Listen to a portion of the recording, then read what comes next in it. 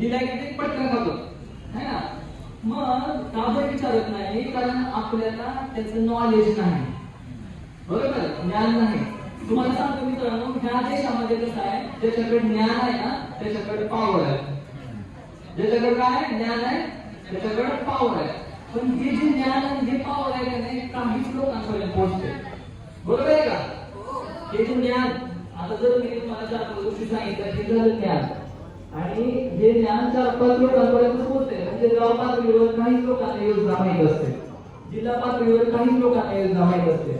तसंच ग्रामीण भागातल्या काही पोरांना, म्हणजे ज्यांच्या घरी जमीन बंगले जे जुळले त्यांना त्यांना फार थोडंफार माहिती असते, ज्यांच्याकडे काहीच नाही त्यांना काहीच माहिती. तर ज्याच्याकडे नॉलेज त्याच्याकडे पॉवर आहे. मग तुमचा जो संघर्ष आहे की अन्न वस्त्र निवारा हाच नाही, तर हा याच्या पलीकडे आहे ते म्हणजे नॉलेजला झटणं, नॉलेजसाठी धडपडणं.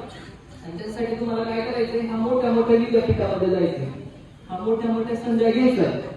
त्याच्यासाठी ज्या काही आता स्टेक लर्निंग सांगितलं, अजून खूप साऱ्या संस्था अशा आहेत काम करतात. तुम्हाला जी काही मदत लागेल तर नसतीरांनाच्या माध्यमातून तुम्ही मला सांगू शकता. म्हणजे खूप साऱ्या म्हणजे भारतामध्ये असू द्या, वेस्ट बेंगॉलमध्ये असू द्या, खूप चांगलं होतात. ह्या काही इन्स्टिट्यूट आहे ते काम करतात. तुम्ही मला नक्कीच कम्फर्ट ह्याच्यामध्ये राहा. तर तुम्हाला सांगायचं झालं तर ह्या सगळ्या संधी ज्या आहेत ते मी का सांगितलं, कारण तुम्ही जर एक सर्वे बघितला झालाय भारतामधला, ग्रामीण भागातला पहिला पिढीतला विद्यार्थी असतो. आता हे सगळे शिकणारे जे मॅक्झिमम असतील ते पहिल्या पिढीतले असतात. सगळ्यांच्या आईवडील शिकलेले आहेत का? नाही ना. मग आपल्या घरामधून कसं असते माहिती आहे का, की आपल्या घरामधून एक शिक्षणाचं वातावरण असतं.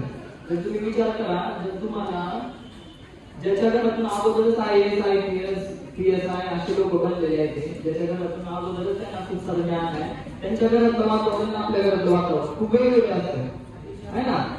मग तुम्हाला काय करायचं की तुमचे एखादे ग्रुप बनवणं, पोरांचे ग्रुप बनवणं, पोलीसचे ग्रुप बनवणं, ज्याच्यामध्ये इंग्लिश बद्दल डिस्कशन करणं असतं ते आहे. तर तुम्ही कधी पण आम्हाला बोलवा, म्हणजे अजून विद्यार्थी असले की स्टार्टिंग पासून सांगतो आम्ही नेहमी तयार असतो. तर तुला सांगायचं झालं हे सगळ्यात खूप साऱ्या संधी आहेत. ह्या संधी तुम्ही घ्या, त्याच्याबद्दल मदत घ्या, आणि ज्याच्याकडे नॉलेज आहे त्याच्याकडे काय आहे. तर मी माझं जे लांबचं भाषण आहे ते थोडस 2 शब्दामध्ये गाणं म्हणून सावित्रीबाई सगळ्यांना माहिती आहेत ना, बरोबर. तर त्यांना मी अभिवादित करून माझं जे 2 शब्दाचं जे भाषण आहे ते मी संपवतो. ते थोडंसं तुम्ही लक्ष द्या, खूप छान आहे तुम्ही.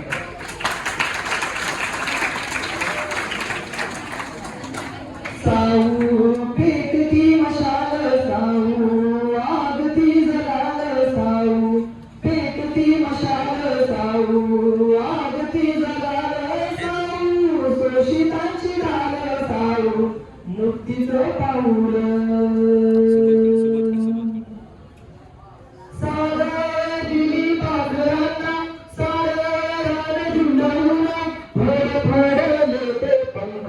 जे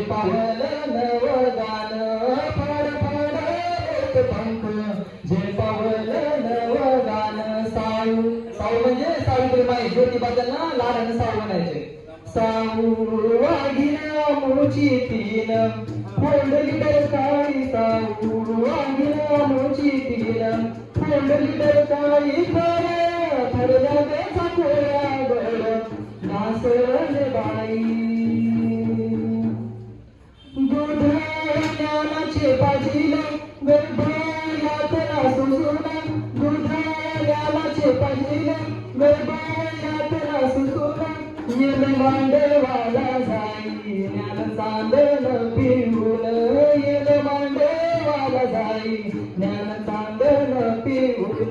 हरण हरण म्हणजे तुम्ही, हरण चालली कळपात कशी, निर्भय तोऱ्यानं हरण चालली कळपात कशी, निर्भय तोऱ्यानं स्वाभिमानाची उभ आत्मा भान पांघरून. स्वाभिमान करायचं, कुठं फ्रॉड करायचं नाही, मान वडील पाहिजे नेहमी, ठीक आहे.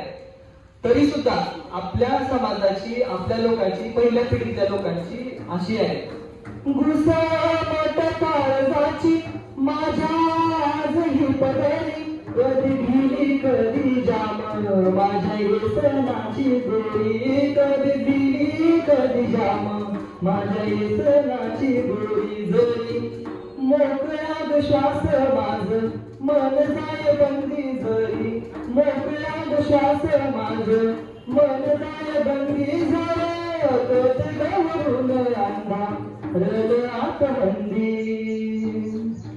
आता बस,